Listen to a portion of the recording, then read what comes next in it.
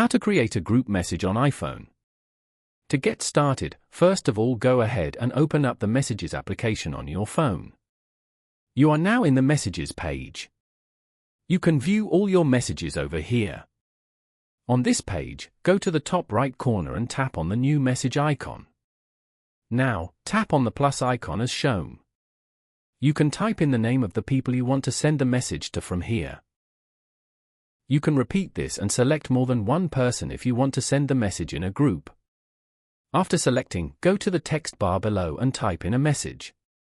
And then, tap on the arrow button beside to send the message. This way, you can interact with multiple people at once. Following these steps, you can easily create a group message on iPhone. Thank you for watching.